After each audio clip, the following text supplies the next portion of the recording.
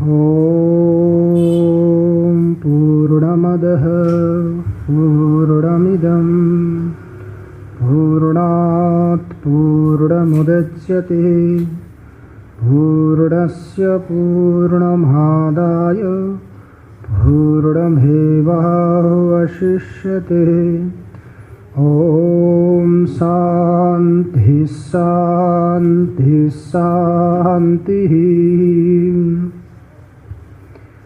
शङ्करं शङ्कराचार्यं केशवं बादरायणं सूत्रभाष्यकृतौ वन्दे भगवन्तौ पुनः पुनः। ईश्वरो गुरुरात्मेति मूर्तिभेदविभागिने व्योमवद्व्याप्तदेहाय दक्षिणामूर्तये नमः। ॐ शान्ति शान्ति शान्तिः। सच्चिदानंद भगवान को, सद्गुरुदेव भगवान को, राष्ट्रदेव पशुपतिनाथ को। ओम नमः पार्वती पतये हर हर महादेव। अवाच्य एव वेदार्थः सर्वथा सर्वचेतनैः तथापि वक्षे भक्तानां युष्माकं शृणुतादरात्। आत्मसंज्ञः शिवः शुद्ध एक एवाद्वयः सदा। अग्रे सर्वमिदं देवा आसीत् तन्मात्रमास्तिकः। श्रुत संहिता अंतर्गत ब्रह्मगीतामा हामीहरू विचार गर्दैछौँ। अहिले देवता र ब्रह्माजीको संवाद चल्दैछ। यसमा देवताहरूले दीर्घकालसम्म घोर तपस्या गरेर वेदार्थको चिन्तन गर्ने, वेदार्थलाई अनुभव गर्ने प्रयास गरे। दीर्घकालसँग तपस्या गर्दा पनि देवताहरू त्यो वेदार्थलाई सम्झिन सफल भएनन्। संशयाविष्ट चित्त भए। संशय चित्तमा संशय भयो कि वेदार्थ के हो, यो हो कि यो हो कि। निश्चित नभइसकेपछि उनीहरू ब्रह्माजी कहाँ गए। ब्रह्माजी कहाँ गएर उनीहरूले प्रश्न गरे, हामीहरू वेदार्थको बारेमा जान्न चाहन्छौँ। वेदद्वारा उपनिषद्द्वारा प्रतिपाद्य जो अर्थ हो त्यसको स्वरूप हामीलाई बताउनुहोस् भन्दा ब्रह्माजीले सर्वप्रथम के उत्तर दिनुभयो, अवाच्य एव वेदार्थः। वेदार्थ कस्तो छ? अवाच्य छ, अर्थात वाणीद्वारा त्यसलाई प्रतिपादन गर्न सकिँदैन।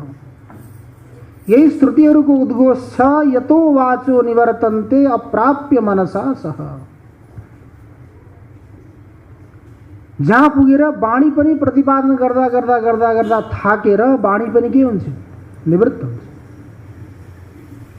मनले चिन्तन गर्न प्रयास गरेर चिन्तन गर्दा गर्दा पनि मन थाकेर मनले पनि के गरिदिन्छ? त्यो तत्त्वलाई चिन्तन गर्न छोड्छ। यतो वाचो निवर्तन्ते, निवृत्त किन हुन्छन् वाणीहरू मनहरू भन्दा अप्राप्य, त्यो तत्त्वलाई प्राप्त गर्न नसकेर। कुनै पनि वस्तुलाई प्राप्त गर्नको लागि हामीहरूले प्रयास गर्छौँ, प्रयत्न गर्छौँ, जति गर्न सकिन्छ त्यति गर्छौँ। वस्तु प्राप्त भएन भने, उपलब्ध भएन भने के गर्नु पर्यो त? के गति छ हाम्रो? अरू कुनै गति नै छैन। अगत्या के गर्नुपर्छ? त्यहाँबाट फर्किनुपर्छ। त्यस्तै किसिमले वाणीले, मनले पनि त्यो तत्त्वलाई साक्षात्कार गर्ने, अनुभव गर्ने, अनुभूति गर्ने प्रयास गरे, सम्पूर्ण के भए? असफल भए। त्यस्तै किसिमले ब्रह्माजीले पनि के उपदेश दिनुभयो भन्दा अवाच्य एव वेदार्थः। वेदको अर्थलाई जस्तो किसिमले घट पट पुस्तक मठलाई इदमिथ्यम गरेर प्रतिपादन गर्न सकिन्छ, त्यसको यो सामग्री हो। अमुक अमुक प्रकारले यिनीहरूको निर्माण हुन्छ, यस्ता यिनीहरूका लक्षण हुन्छन् भनेर बताउन सकिन्छ, तर वेदार्थलाई प्रतिपादन गर्न सकिँदैन। भन्दा अब जिज्ञासा हुन सक्छ, वाणी पनि निवृत्त भयो, मन पनि निवृत्त भयो, सम्पूर्ण इन्द्रियहरू निवृत्त भए, कुनै पनि प्रमाणको त्यो विषय होइन, अप्रमेय हो, तो के कसैले पनि जान्न सक्दैन त? कसैको पनि अनुभूतिको त्यो विषय बन्न सक्दैन? त्यो जिज्ञासा हुन सक्छ। भन्दा अबाङ मनस गोचर, गोचर गोचर भनेको विषय, गो भनेका इन्द्रियहरू, इन्द्रियहरू गएर जहाँ चर्छन् त्यो हो गोचर, गोचर अर्थात विषय। चक्षुको विषय हो रूप,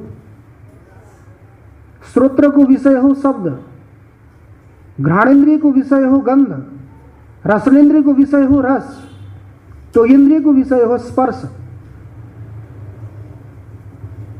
परंतु त्यो वेदार्थ जो हो, आत्मतत्व जो हो, परम शिवतत्व जो हो, त्यो कुनै पनि इन्द्रियको विषय होइन।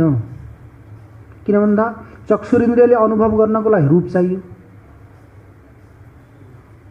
रसनेन्द्रियले प्रत्यक्ष गर्नको लागि रस चाहियो। त्यो रसमा पनि मधुर, अम्ल, लवण, कटु, कसाय, तिक्त, यिनी रसलाई त रसनेन्द्रियले अनुभव गर्छ, तर यी रसहरू मध्येमा त्यसमा त्यस्तो रस कुनै पनि छैन।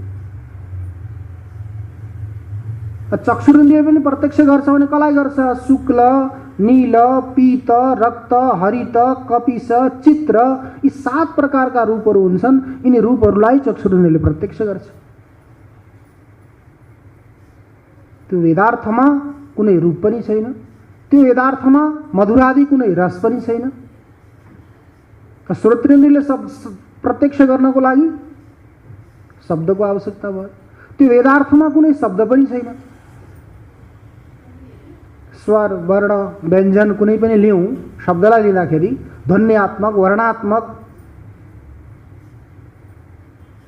कुनै पनि शब्द पनि त्यहाँ छैनन्। त्वगिन्द्रियले प्रत्यक्ष गर्न चाहौँ भने त्वगिन्द्रियले अनुभव गर्नको लागि त्यहाँ स्पर्शको आवश्यकता हुन्छ। त्यो ब्रह्म तत्त्वमा, वेदार्थमा न शीत स्पर्श छ, न उष्ण स्पर्श छ, न अनुष्ण शीत स्पर्श छ। त्यो तातो पनि छैन, चिसो पनि छैन, अलिअलि तातो अलिअलि चिसो पनि छैन। कसरी प्रत्यक्ष गर्ने त? जुन जुन विषयलाई लिएर इन्द्रियहरूले वस्तुलाई अनुभव गर्न सक्छन्, वस्तुको अनुभूति हुन सक्छ, ती सम्पूर्ण विषयहरू त्यहाँ छैनन्। त्यसकारण त्यो के हो? अगोचरम। अरू बाह्य इन्द्रियको त्यहाँ गिन्ती नै भएन। अवाङ मनस गोचर मतलब वाणीको पनि विषय होइन, मनको पनि विषय होइन भनेपछि अरू इन्द्रियको त विषय हुँदै होइन भन्ने कुरो यत्तिकै निश्चित भयो। एउटा सिद्धान्त नियम छ, न्याय छ, प्रधान मल्ल निवर्हण न्याय। प्रधान मल्ल निवर्हण न्याय। कहीं युद्ध गर्नु छ भने युद्धमा विजय प्राप्त गर्नको लागि सामान्य सैनिकहरूलाई, सेनाहरूलाई परास्त गरेर विजय प्राप्त हुँदैन। यदि हामीले विपक्षदेखि विजय प्राप्त गर्नु छ भने सेनापतिलाई परास्त गर्नुपर्छ। सेनापतिलाई परास्त गर्यौं भने सामान्य साना तिना सेनाहरू त यत्तिकै भागिहाल्छन् तिनीहरू। तर प्रधान मल्ल, मल्ल भनेको योद्धा, जो प्रधान योद्धा हो, सेनापति हो, त्यसलाई निवर्हण गर्यौं भने, परास्त गर्यौं भने अरू सानातिना के हुन्छन्? हताश हुन्छन्, त्यत्तिकै भाग्छन्। शक्ति सामर्थ्य भए पनि उनीहरूले लड्न सक्दैनन्। त्यस्तै किसिमले जस्तो किसिमले प्रधान मल्ललाई निवारण गरेर विपक्षबाट विजय प्राप्त गर्न सकिन्छ, त्यस्तै किसिमले सम्पूर्ण इन्द्रियहरूको नेता को हो? मन। सम्पूर्ण इन्द्रियहरूको नेता हो मन। 11 सदस्यीय यिनीहरूको मन्त्रीमण्डल छ। 11 छन् यहाँ, 11 मन्त्रीमण्डल छ यिनीहरूको। त्यो मन्त्रीमण्डलहरूको नेता को हो त भन्दा मन। पंच ज्ञानेन्द्रिय, पंच कर्मेन्द्रिय, उभयात्मक मन। तो यी 5 कर्मेन्द्रिय र 5 ज्ञानेन्द्रिय कसको अधीनमा चलिरहेका हुन्छन्? मनको अधीनमा चलिरहेका हुन्छन्। मनले जहाँ भनो त्यतै के गर्छन्? यी इन्द्रियहरू आकृष्ट हुन्छ। अब हामी यहाँ बसिरहेका छौं, सुनिरहेका छौं, शरीर त यहाँ छ, मांसपिण्ड यहाँ छ, तर मणिराम महाराजको यात्रा गर्न जानुभयो भने के हुन्छ भन्नु त? सुनेको, देखेको, चाखेको केही पनि थाहा हुँदैन। त्यो नियम छ। कुनै पनि विषयलाई, कुनै पनि वस्तुलाई ज्ञान गर्नु छ भने पहिला के हुन्छ? आत्माका साथ मनको, मनका साथ इन्द्रियको, इन्द्रियका साथ विषयको, त्यसपछि गएर बल्ल विषयको हामीलाई अनुभव हुन्छ।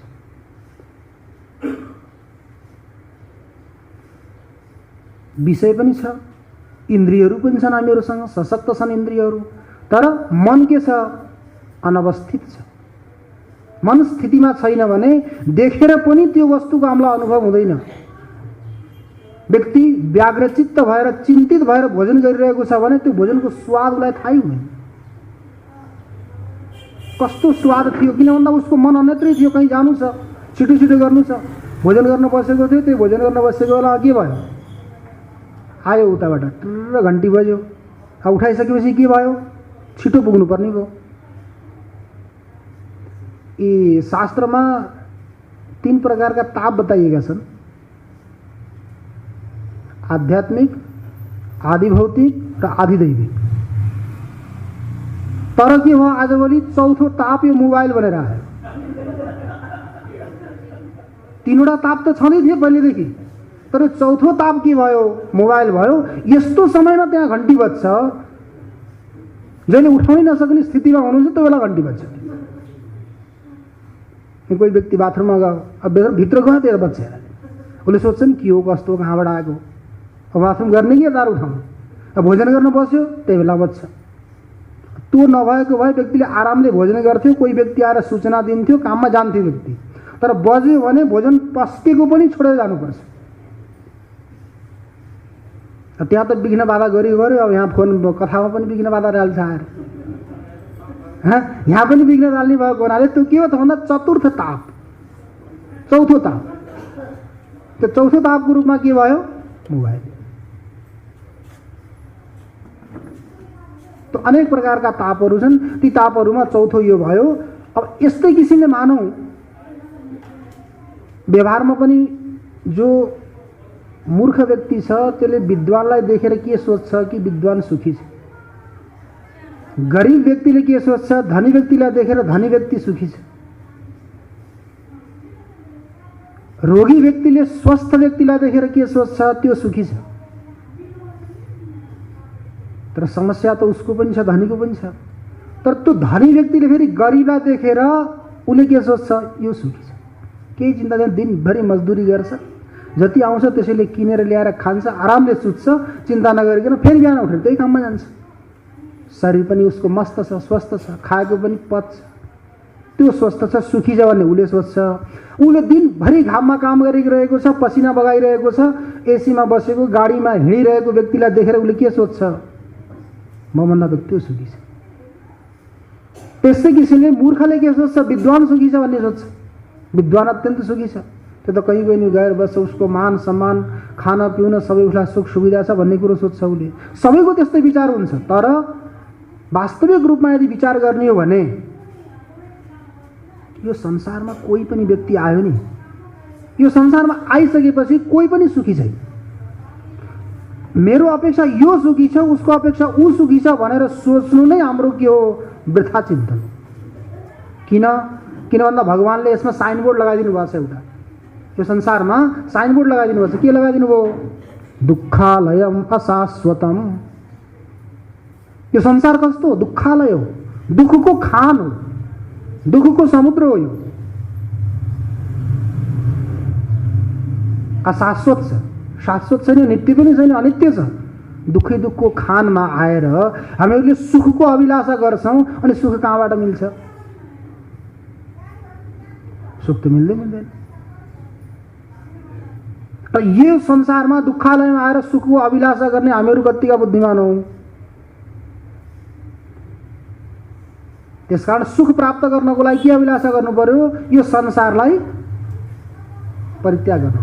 तो संसारलाई परित्याग गर्ने भन्दा संसारलाई छोडेर अन्यत्र जाने मात्रै होइन, यही रहने हो। यही रहेर पनि हामीले के गर्ने? आसक्तिबाट मुक्त हुने। मुख्य रूपले के त? अहंता र ममता। आसक्ति भनेको आसक्ति आउन त सक्छ अरे त्यो, तर जान त्यसको नाम हो आसक्ति। आसक्ति त हामीले गर्छौँ, उसमा पनि आसक्ति, उसमा पनि आसक्ति, उसमा पनि आसक्ति, सङ्ग्रह गर्छौँ, एकत्र गर्छौँ, तर त्यसलाई परित्याग गर्न सक्दैन। परित्याग गर्दाखेरि के हुन्छ? दुःख हुन्छ। कुनै पनि चिज हामीले परिश्रम गरेर एकत्र गऱ्यौँ, सङ्ग्रह गऱ्यौँ भने त्यसलाई छोड्न यत्तिकै सक्दैनौँ नि हामीले छोड्न, त्याग गर्न त दुःख हुन्छ। त्यसकारण आसक्तिले, कर्तृत्व अभिमानले हामीहरूलाई दुःख दिन्छ। विचार गर्दैनौँ हामीहरू, किन भन्दा स्वभाव यस्तै हाम्रो बनिरहेको छ, चलिरहेको छ, त्यसकारण यसैमा हामी चलिरहेका छौँ। र वास्तविक कर्तृत्व र भोक्तृत्वको अभिमानलाई परित्याग गर्ने हो भने हामीहरूलाई दुःख हुँदै हुँदैन। कहीँ पनि विचार गरौँ, कहीँ बिग्रेको छ, भत्किएको छ, कहीँ निर्माण भएको भवनहरू केही पनिहरू बिग्रेको र भत्किएकोले, सबै ठाउँमा बिग्रेकोले, सबै ठाउँमा भत्किएकोले हामीलाई दुःख दिन्न। कहाँ बिग्रेकोले, कहाँ भत्किएकोले दुःख दिन्छ? जहाँ हामीले हाम्रो भन्ने अभिमान गरेका छौँ, यो मेरो भन्ने अभिमान गरेका छौँ, अहन्ताको आरोप गरेका छौँ, ममताको आरोप गरेका छौँ, त्यही बिग्रेको र भत्किएकोले हामीलाई दुःख दिन्छ। प्रत्येक दिन कति व्यक्ति मर्छन्?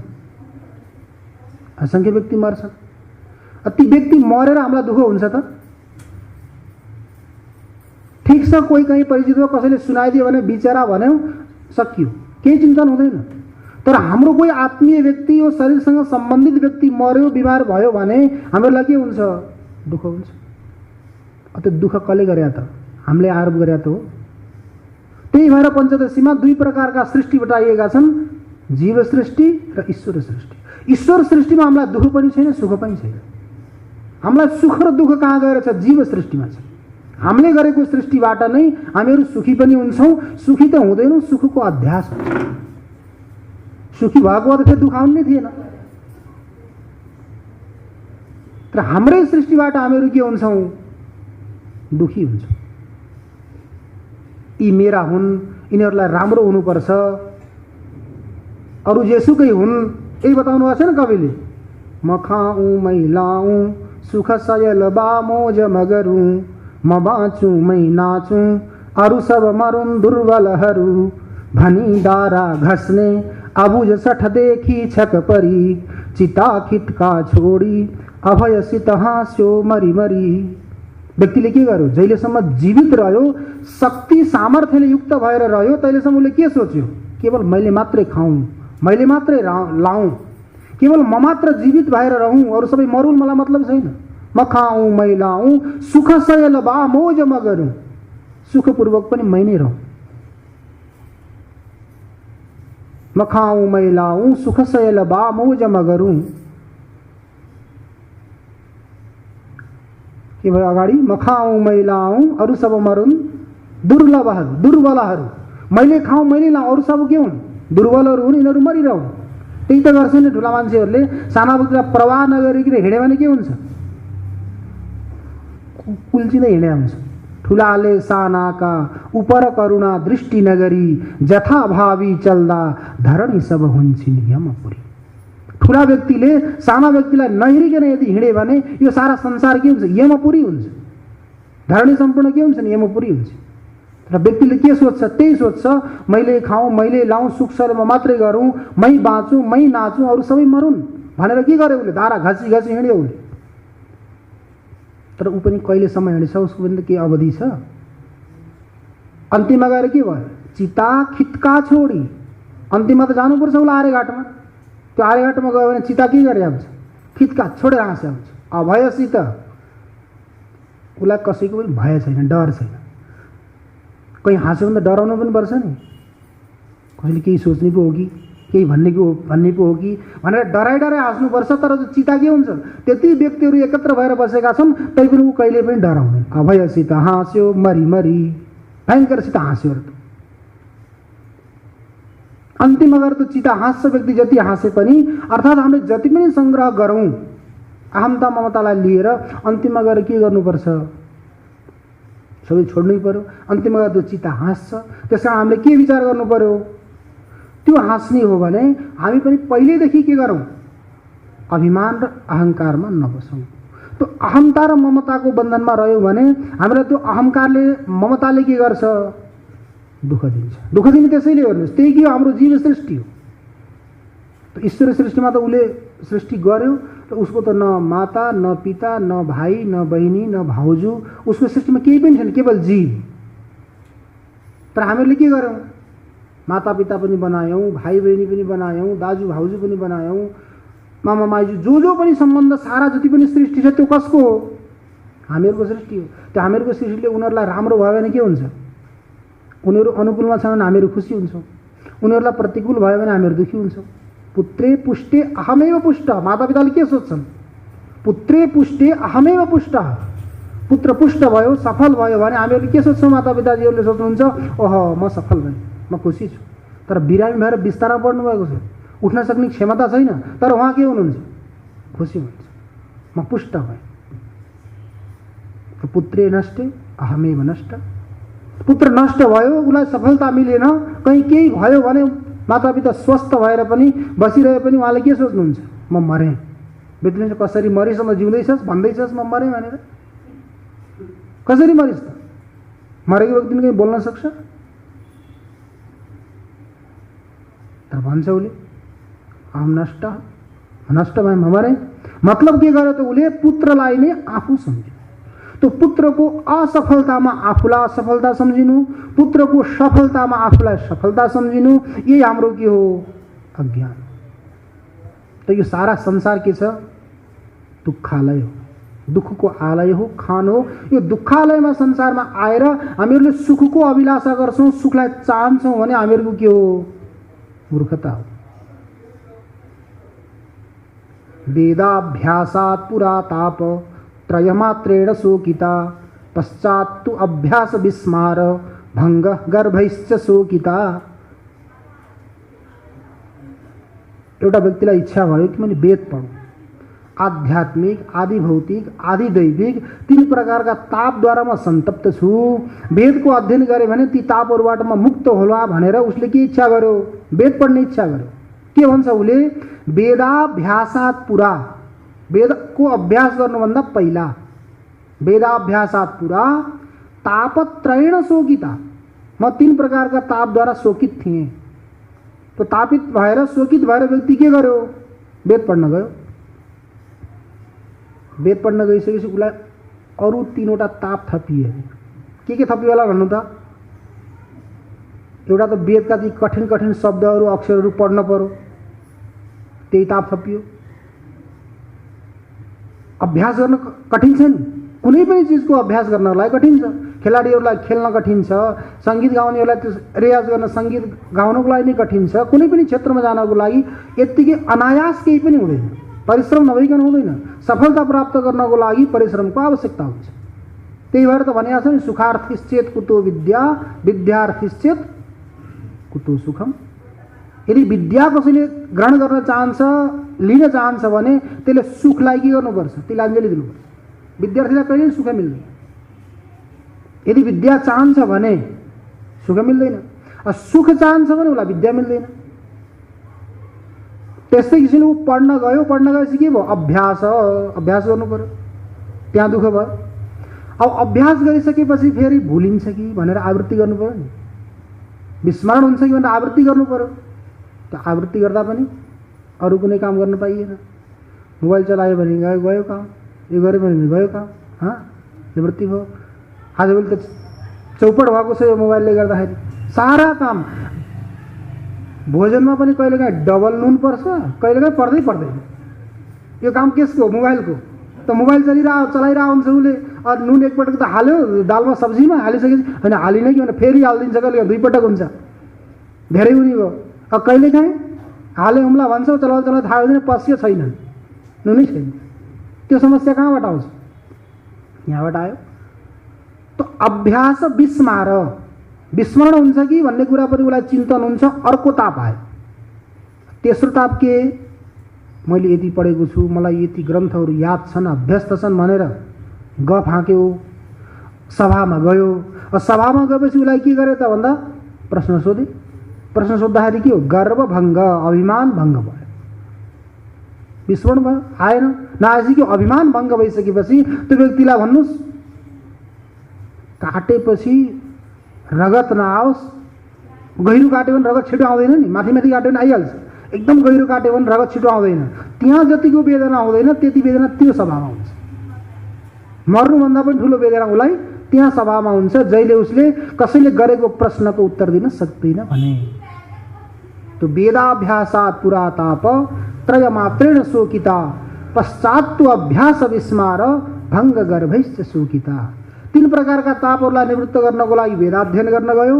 त वेदाध्ययन गर्न गइसकेपछि फेरि तिनी त छँदैछन्, त्यसमाथि अरू 3वटा के भए?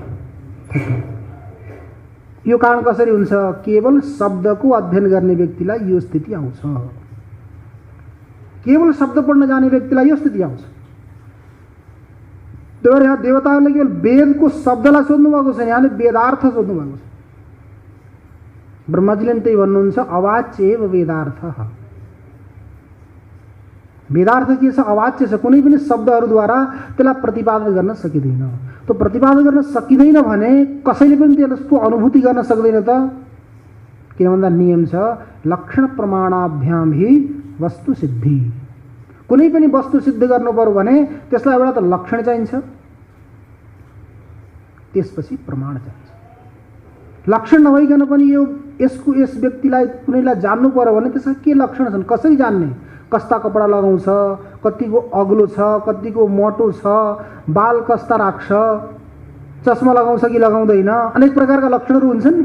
त्यो लक्षणद्वारा हामीले व्यक्तिलाई जान्न सकिन्छ। लक्षण त बताइयो, लक्षण बताइसकेपछि अब त्यसलाई जान्ने कसरी? प्रमाण पनि चाहियो। त्यो लक्षण र प्रमाणद्वारा वस्तुको सिद्धि हुन्छ। त हजुरहरूले जान्नु नै भएको होला, लक्षण पनि कति प्रकारका हुन्छन्?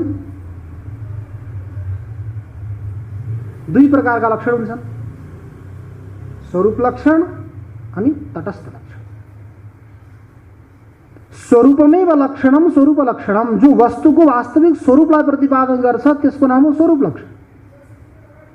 जस्तो परमात्माको स्वरूप लक्षण हो सत्यम ज्ञानम अनन्तम ब्रह्म। सच्चिदानंद स्वरूप जो हो परमात्माको स्वरूप लक्षण। सत, चित अनि आनंद। सत स्वरूप, चित स्वरूप, आनंद स्वरूप, त्यो परमात्मा हो। सत्स्वरूप भनेको, सत भनेको त्रैकालावाध्यत्वम सत्यत्वम, जसको 3 कालमा बाध हुँदैन। अर्थात् पहिला पनि उस्तै थियो, अहिले पनि उस्तै छ, पछि पनि उस्तै रहन्छ। 3 कालमा जो अबाधित हुन्छ, अपरिवर्तित हुन्छ, त्यो के हो? सत। त्यो परमात्माको सत स्वरूप हो। चित स्वरूप, चित भनेको ज्ञान। एउटा हुन्छ चिन्मय, अर्को हुन्छ मृण्मय। चिन्मय परमात्मा हो, मृण्मय संसार हो। चित स्वरूप, चिन्मय माने चित स्वरूप परमात्मा, परमात्माको त्यो लक्षण हो। मृण्मय भनेको मृत्युमय, मर्नेवाला के हो? त्यो भएर यसलाई मर्त्यलोक भनिन्छ। यसको नाम के हो? मर्त्यलोक। यहाँ जति पनि छन् सबै मर्नेवाला। तो मृण्मय। सच्चित आनंद हो। तो आनंद पनि के हो? परमात्माको स्वरूप लक्षण। त्यसकारण सच्चित आनंद अथवा सत्यम ज्ञानम अनन्तम, ये आउँछ तैत्तिरीय उपनिषदमा, सत्यम ज्ञानम अनन्तम ब्रह्म। तो सत्य स्वरूप, ज्ञान स्वरूप र अनंत स्वरूप यो परमात्माको स्वरूप लक्षण हो। त्यो स्वरूपलाई जान्नु पर्यो।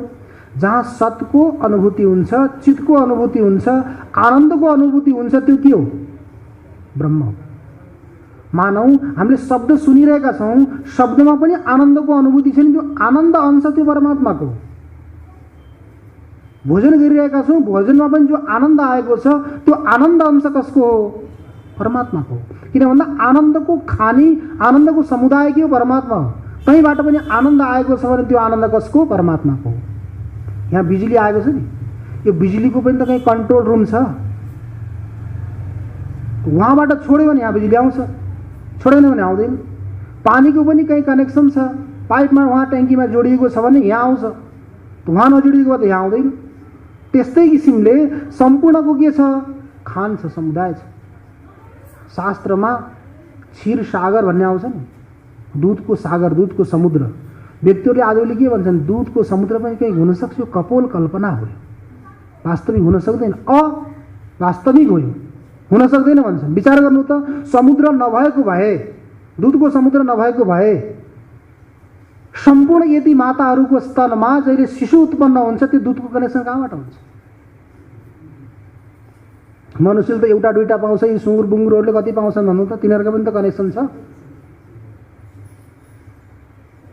यदि दुधको समुद्र नभएको भए, क्षीर सागर नभएको भए यहाँ कहाँबाट दुध आउँछ त? कहीँबाट कनेक्सन छ त? नभए त समाप्त भइहाल्छ। त्यसकारण क्षीर सागर पनि छ। जस्तो किसिमले क्षीर सागर छ त्यस्तै किसिमले आनन्दको पनि के छ? सागर छ, खानी छ। त्यहीबाट त सम्पूर्ण हामीहरूले आनन्द लिएकै छौँ नि।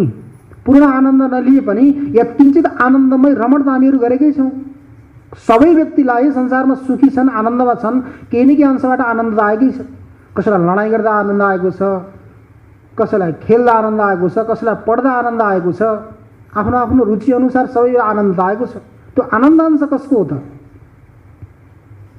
त्यो अंश परमात्माको। हामीले विचार गर्ने हो भने त्यही हामीलाई परमात्माको अनुभूति भइरहेको छ। तर विचार गर्दैनौँ।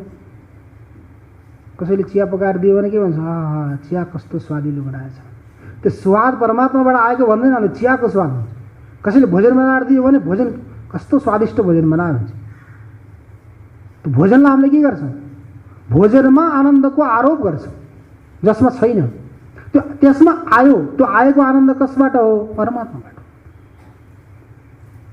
त्यसकारण हामीले जीवनमा जिउने कला जान्यौँ भने सर्वत्र सदा सर्वदा हामीहरू आनन्दमै डुबिरहेका हुन्छौँ। छैन जहाँ कहीँ के गर्ने, वहाँ पनि दोष देखाउने, वहाँ पनि दोष देखाउने, वहाँ पनि दोष देखाउने नियम भयो भने अनि के हुन्छ? कहीँ पनि गएर आनन्दको अनुभूति हुँदैन। त्यो आनन्द आयो। त्यही भएर त बृहदारण्यक उपनिषदमा बताइएको छ, तस्य मात्राम उपजीवन्ती, तस्य मात्राम उपजीवन्ती। सम्पूर्ण प्राणीहरू, जीवहरू त्यो परमात्माको आनन्दको यत्किञ्चित मात्रालाई लिएर, लेसलाई लिएर जीवित भएका छन्। व्यक्तिलाई आनन्द आउँदैन भने नि धेरै दिनसम्म बाँच्न सक्दैन। आनन्दको अनुभव गर्यो भने व्यक्ति धेरै दिनसम्म दीर्घजीवी भन्छ। हामीहरू कहीँ मानौँ यात्रामा गइयो 1 महिनालाई भनेर, वहाँ आनन्द आएन भने 1 महिना बस्न कहाँ सकिन्छ? हामीलाई 1 दिन पनि 1 वर्ष जस्तो लाग्छ। भोलिपल्ट बिहान उठेर बोरी बिस्तर बाँधेर हिँडिन्छ हामीहरू, यहाँ बस्न सकिँदैन। अब कहीँ 1 दिनलाई मात्र भनेर गयो, तर त्यहाँको वातावरण, त्यहाँका व्यक्तिहरू, त्यहाँको व्यवहार, त्यहाँको रहन सहन, खानपान देखेर के हुन्छ?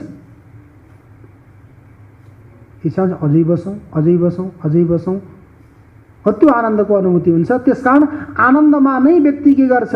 जिउन, जीवित रहन चाहन्छ।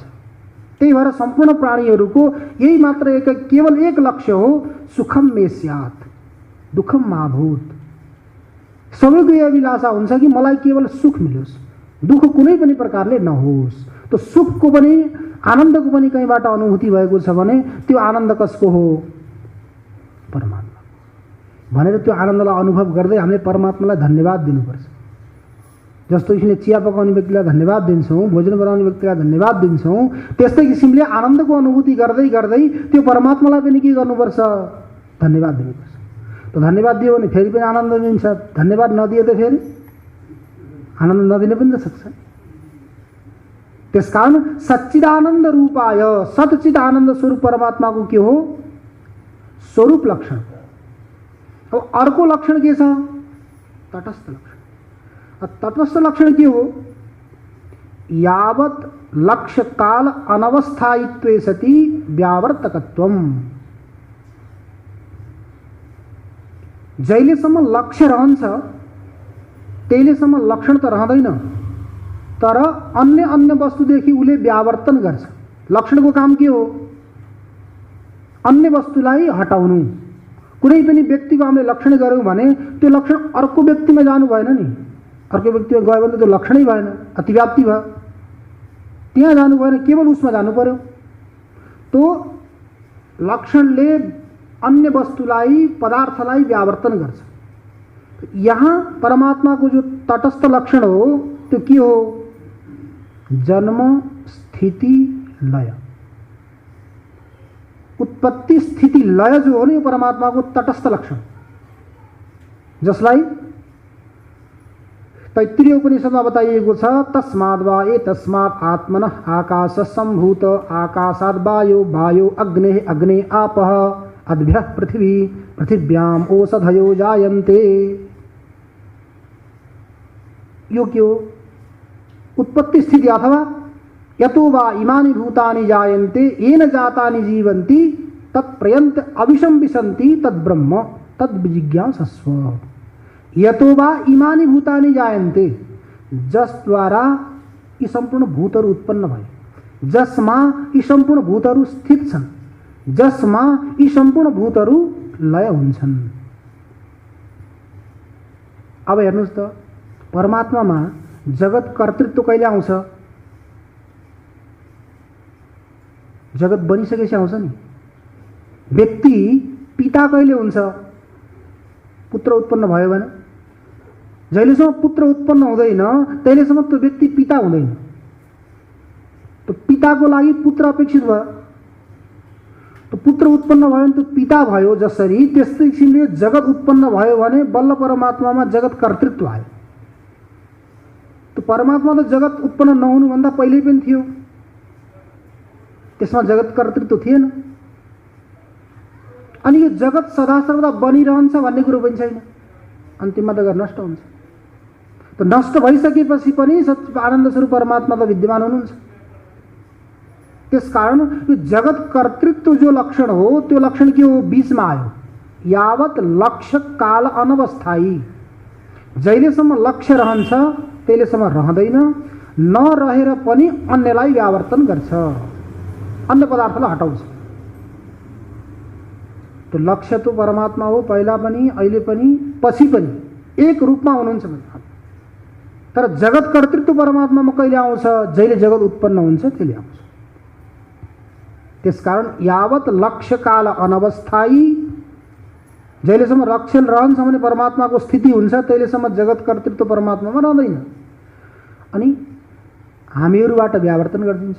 हामीहरू जगतको कर्ता हुन सक्दैनौँ, परमात्मा जगतको कर्ता हो, व्यावर्तक पनि भयो। तो यो व्यावर्तन गर्ने के हो त भन्दा तटस्थ लक्षण हो, जसद्वारा जगतको उत्पत्ति भयो, सम्पूर्ण पाँच भूतहरू उत्पन्न भए, जसमा यी पञ्चमहाभूतहरू स्थित छन् र जसमा यी पञ्चमहाभूतहरू गएर लय हुन्छन्। विचार गरौँ, कहीँ पनि कुनै पनि कार्य उत्पन्न भयो भने उत्पन्न हुन्छ कहाँबाट? कारणबाट। कार्य रहन्छ कहाँ? कारणमा। अन्तिममा गएर लीन पनि हुन्छ त कहाँ हुन्छ? कारणमा नै हुन्छ।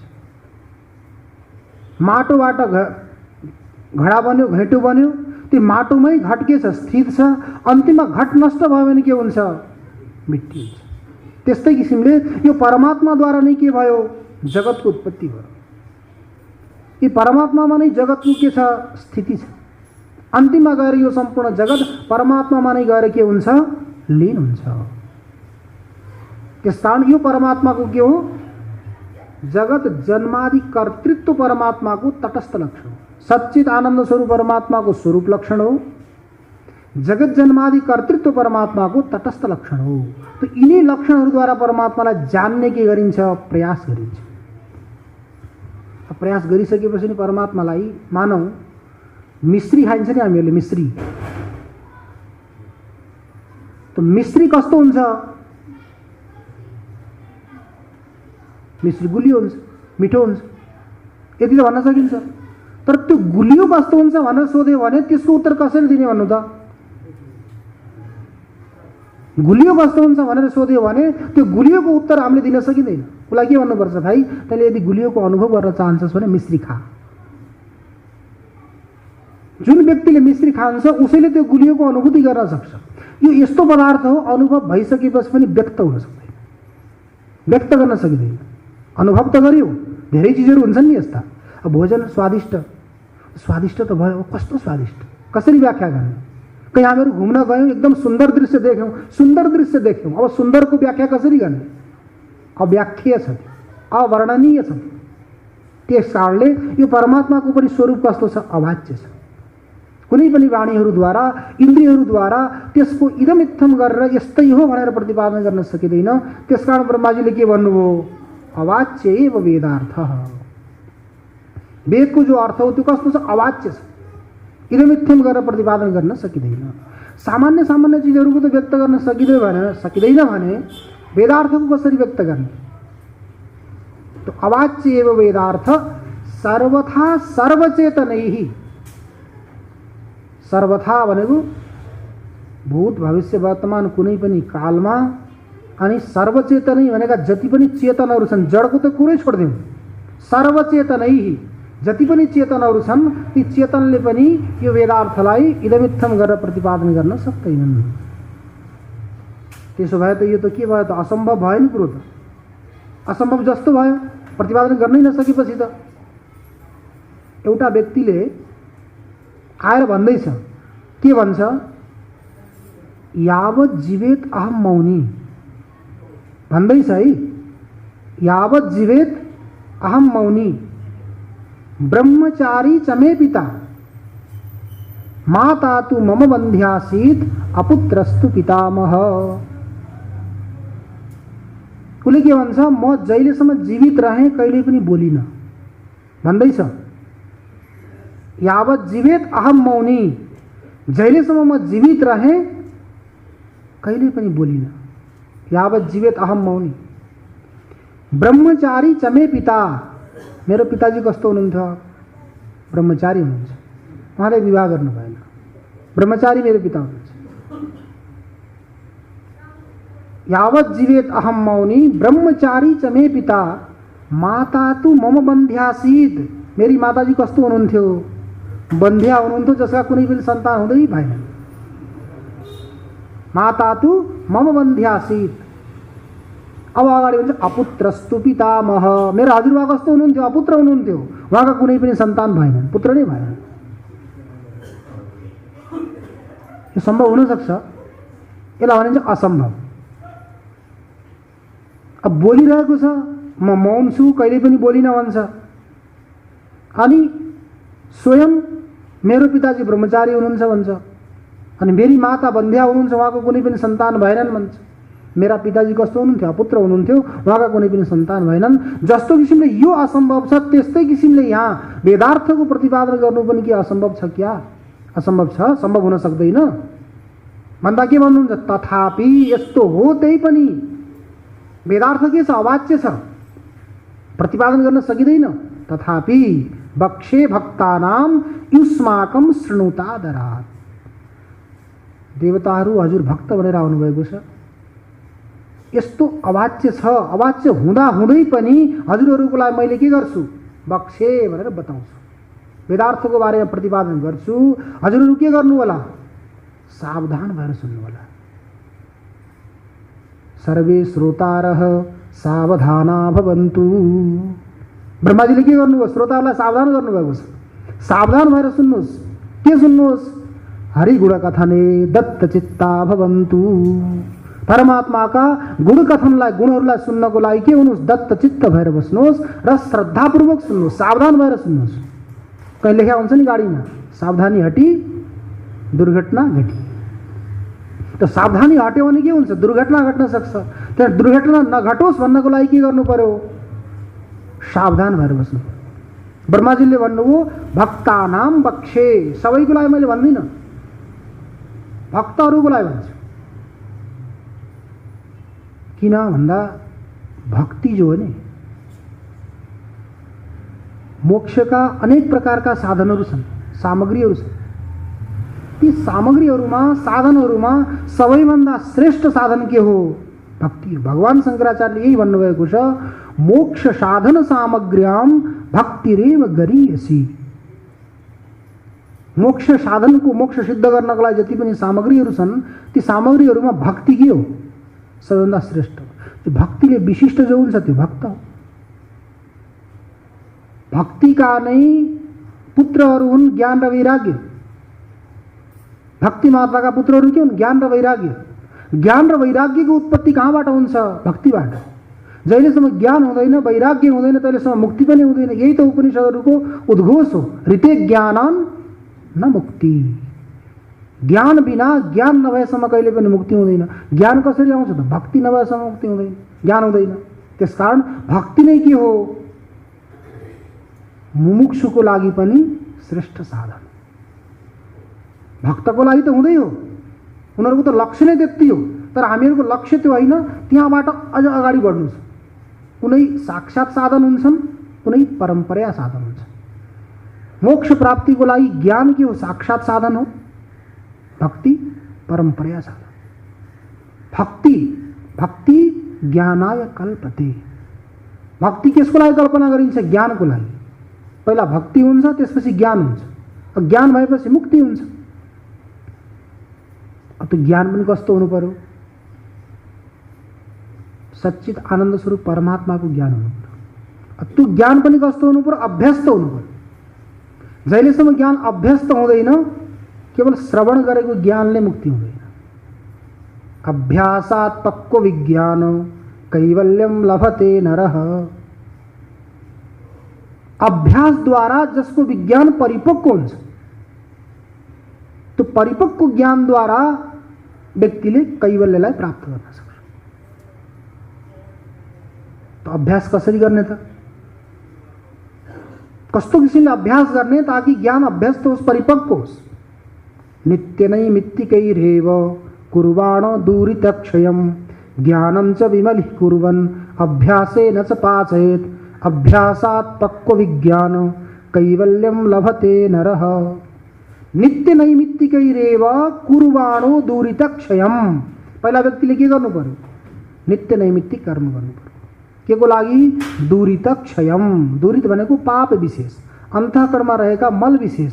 ती मल विशेषहरूलाई नाश गर्नको लागि के गर्नु पर्यो? नित्य नैमित्तिक कर्म गर्नु पर्यो। तो नित्य नैमित्तिकैरेव कुर्वाणो दूरितक्षयम्।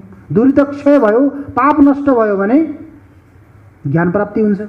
ज्ञान प्राप्ति भइसकेपछि त्यो ज्ञानलाई के गर्नु पर्यो? अभ्यासात् पक्व विज्ञान। अभ्यासद्वारा त्यो विज्ञानलाई के गर्ने? परिपक्व गर्ने।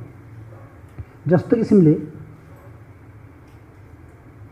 वसन्त ऋतुमा आँपको बोटमा, वृक्षमा आँपका फल लाग्छन्। साना साना आँप लाग्छन्, त्यो पनि फल त हो नि।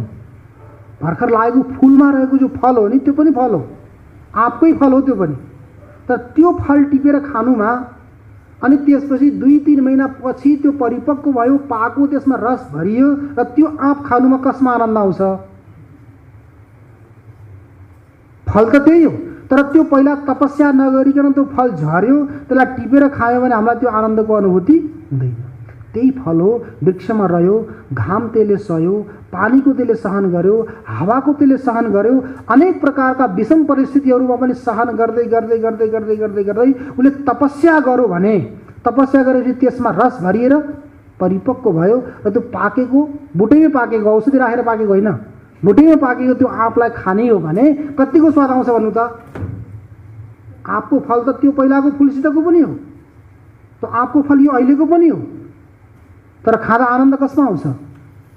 त्यस्तै किसिमले केवल श्रवण गरेको ज्ञान पहिले फुलसितको फल जस्तो, श्रवण गरेको ज्ञान फुलसितको फल जस्तो। श्रवण भयो, मनन भयो, निधिध्यासन गरेर परिपक्व गरेको ज्ञान कस्तो? दबाई नहालिकन, इन्जेक्सन नलगाइकन बुटैमा पाकेको आँप जस्तो। तो अभ्यासात् पक्व विज्ञान, अभ्यासद्वारा परिपक्व भएको जो विज्ञान हो, त्यो विज्ञानद्वारा के हुन्छ? नरः कैवल्यम लभते। नर अर्थात् मनुष्यले कैवल्य भनेको मुक्तिलाई प्राप्त गर्छ, मोक्ष प्राप्त गर्छ। तो मोक्ष प्राप्त गर्नको लागि साक्षात कारण त के हो? ज्ञान। तर परम्परा कारण के हो?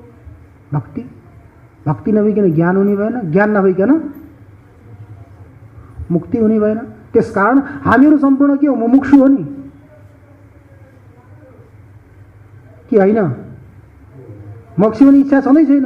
मोक्ष भयो भने त सारा यत्रो समय एकत्र गरेर संग्रह गरेर राखेको चिज सबै बेकार हुने भयो, व्यर्थ छ। छोड्न चाहन्छौँ त हामीले? होइन, छोड्न चाहँदैनौँ। हामी त अहिलेसम्म यही गर्ने, अनि त्यसपछि पनि फेरि यसलाई चौकीदारी गर्न फेरि आउने। चौकीदारी गर्न आउनु पर्यो नि त फेरि। अहिले राखेको छ त्यसलाई फेरि हेर्न आउनु पर्यो, पछि त सम्हाल्न कसले गर्छ त? नि त्यही त समस्या हो नि। सेठहरूको बजारमा दुकानमा के गरेर एउटा सेठ एकदम बिरामी भयो, खुब यस्तो बिरामी भयो कि बिस्तारामा पर्यो, अब केही स्थिति छैन, गर्न सक्ने स्थिति छैन, आसक्त भयो। ठुलो व्यापार बिजनेस थियो, 6-7 भाइ तिनका छोराहरू थिए। सबैलाई उनले अलग अलग विभाग गरिदिएका थिए, तँगी यो काम गर, तँगी यो काम गर, तँगी यो काम गर। सबै आफ्ना आफ्ना काममा थिए। र पिताजीको अन्तिम स्थिति आयो भनेर सम्पूर्ण भाइहरू के गरे? मिल्नलाई पिताजीलाई भेट्न आए। उनीहरू त सोचे कि अब पिताजी कहिलेसम्म रहनुहुन्छ थाहा छैन, कमसेकम अन्तिममा मुख त देखाउँ भनेर भेट्नलाई आए। आइसकेपछि के भयो? उसले भन्छन्, बिरामीले भेट्टान् त्यही भन्छ नि, म अमुक व्यक्ति आएँ हजुरले चिन्नुभयो? भन्छ हुँदैन, म अमुक व्यक्ति आएँ हजुरले चिन्नुभयो? मैले चिनेँ। पहिला त चिनिनँ भन्छ, यताउता अमुकको छोरो, अमुकको नाति, अमुकको ज्वाइँ, अमुकको भान्जो भनेर मलाई के गराउँछौँ? चिनाउँछौँ। त्यस्तै किसिमले सम्पूर्ण छोराहरू आएर के गर्न थाले? म हजुरको जेठो छोरो, माइलो छोरो, साइलो छोरो, एक नाम लिँदै लिँदै भन्न थाले। भनिसकेपछि उनले सोध्यो, अर्को कहाँ छ, अर्को कहाँ छ, अर्को कहाँ छ, नाम लिँदै सोध्दै गर्न थाले। सोध्दै सकेपछि उनले के गरे? सबै त त्यहाँ आएनन्, एक दुईवटा थिएनन्, नभए पनि त्यो पनि छ, त्यो पनि छ भने। अब भने कि अन्तिम होला पिताजीको, कमसेकम उहाँको इच्छा रहन्छ देख्ने, अन्त सबै छन् यहाँ भनेर भनिसकेपछि एकैछिन पिताजी के हुनुभयो? मौन हुनुभयो। मौन भइसकेपछि सेठजीले के भने? रे तिमीहरू सबै यहाँ आएर बसेका छौ त दोकान कसले हेरेको छ? तिमीहरू सबै यहाँ आएर बसेका छौ, उहाँ दोकान कसले सम्हालेको छ? त्यो सेठजीलाई के चिन्ता छ? आफू मर्न आँटेको छु, बिस्तारामा परिरहेको छु, त्यो चिन्ता छैन, तर उहाँलाई चिन्ता कसको छ? दोकानको छ। त्यस्तै दोकानको चिन्ता गरी गरी सेठजी मर्नुभयो भने सेठजी के हुनुहुन्छ त? अरू केही नभए पनि त्यहाँ मुसो भएर आउनुहुन्छ। मुसो भएर आएर अनि दोकानमा दौडिरहने, कहिले यता दौडिने, कहिले उता दौडिने, कहिले उता दौडिने, त्यसको रखवाली गर्ने उहाँको नै काम हो। त्यस्तै किसिमले हामीहरूले पनि यदि त्यसैको चिन्तन गऱ्यौँ भने सदा सर्वदा मैले यति सङ्ग्रह गरेँ, व्यक्तिले भन्छ नि म जिरोमा आएको हुँ, म यहाँ जिरोमा आएको हुँ, शून्यमा, त्यो शून्यबाट मैले परिश्रम गरेर यति गरेँ भन्छ। त यति गरेँ भन्यो भने उसलाई अभिमान हुन्छ कि हुँदैन? मैले गरेँ भन्यो, गरिसके त्यहाँ कहीँ फुट्यो कहीँ टुट्यो भने के हुन्छ? चिन्ता हुन्छ, आफै टुटे चाहिँ लाग्छ।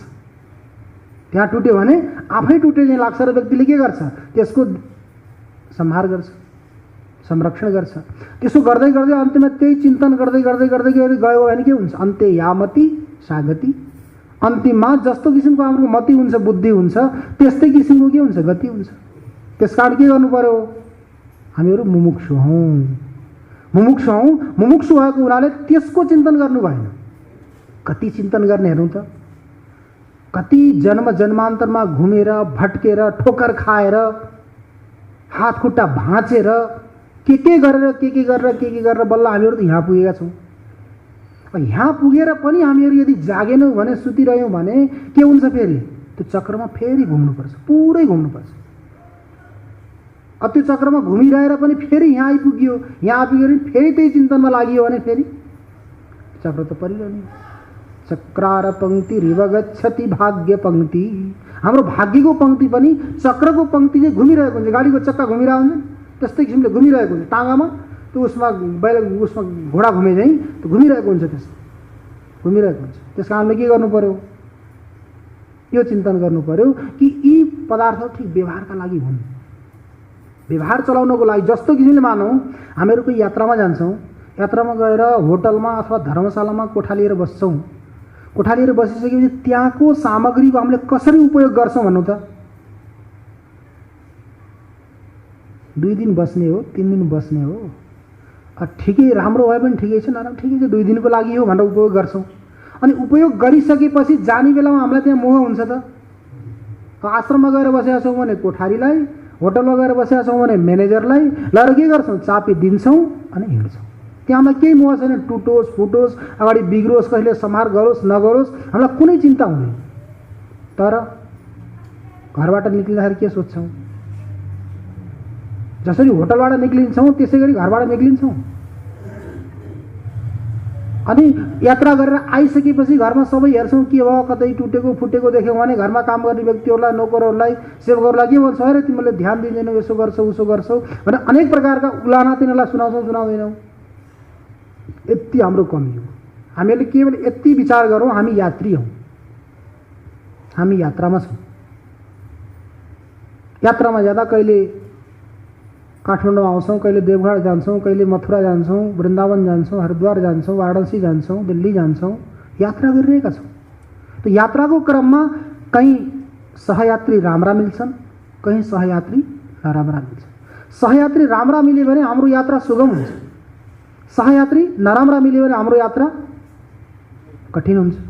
एक रात बिताउन पनि यदि सिटमा यताउता बिडी पिउने, तमाखु खाने इत्यादि इत्यादिवाला व्यक्ति पर्यो भने कति समस्या हुन्छ। शान्त व्यक्ति, शास्त्र चर्चा गर्ने सत्सङ्गी व्यक्ति मिल्यो भने रातभरि पनि हामीलाई केही जस्तै लाग्दैन, यत्तिकै रात काटिन्छ। 2-3 दिनको यात्रा पनि सुगम हुन्छ। त्यस्तै किसिमले हाम्रा घरका सदस्यहरू पनि के भयो, त्यस्तै अनुकूल भयो भने हामीहरूलाई के हुन्छ, यो जीवन सुखदायी हुन्छ। यदि प्रतिकूल भयो भने हामीलाई दुःखदायी हुन्छ।